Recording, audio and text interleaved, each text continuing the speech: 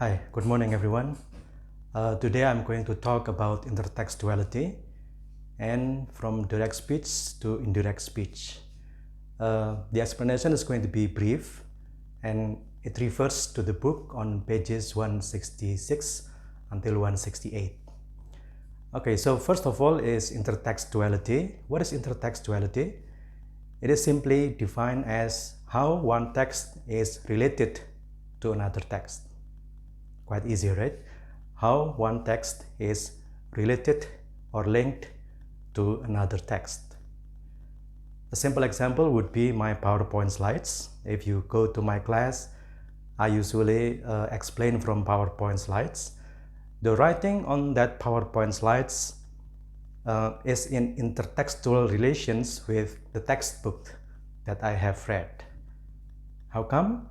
Because I read the textbook and then I transfer the content of the textbook onto the PowerPoint slides. And so you have two different discourse now, my PowerPoint and the textbook. And the two of them are related because the content of the PowerPoint slides is somehow related to the content of the textbook. That's intertextuality. Yeah, so the fact that the content of one text is related to the content of another text. Say, for example, my dissertation, which I wrote back in 1998, is also a case of intertextuality. Can you explain why? Because I read many theories and then I summarized the content of the theories in the chapter 2 of this dissertation. I also use the theories in explaining my findings. So that way, there is intertextuality between the theories that I read from many journals and textbooks and the content of my dissertation. There is an intertextuality there because this dissertation is related to the books and the journals that I have read. Okay, that's intertextuality. Okay. Now, moving on to free direct speech and indirect speech. So, I simply explained that one can produce a free direct speech. Like, for example, I am the lecturer, I'm your lecturer, and one day I said, maybe next week I'm going to give you a big quiz. So the free direct speech is my direct speech. Maybe next week I'm going to give you a big quiz. Okay, and then if it is turned into indirect speech, it would be something like the lecturer said that maybe the following week he would give the students a big quiz. Yeah. And then it can be further turned into more and more indirect speech. And the further it goes into the indirect speech, the less it resembles its original form. So in a quite free indirect speech, my original sentence would sound like something like, the lecturer was considering big quiz, or the lecturer has the intention of giving a big quiz. See, now there is a change in the content.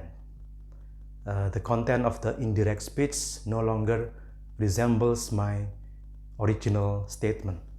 Yeah. And then when it is turned into NRSA, Narrative Report of Speech Act, it can even become drastically different.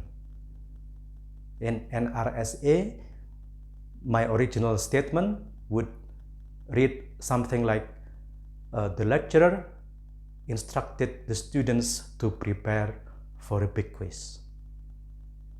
See, now in NRSA, the content and the speech act of the original statement could be quite different from the original. It has been changed. And this is the job of a reporter or a journalist, a clever reporter if you like. A clever journalist would use the NRSA to change a bit either the content or the speech act of a source. See what I mean? So that's how the NRSA is related to somebody's direct speech. And it, of course, it can influence the public's opinion. Say, for example, Presiden Jokowi said, mungkin karantina tidak efektif, yeah. And then it goes down into the NRSA. It is changed drastically to become Presiden Jokowi memerintahkan penduduk Indonesia untuk tidak lagi mengkarantina diri.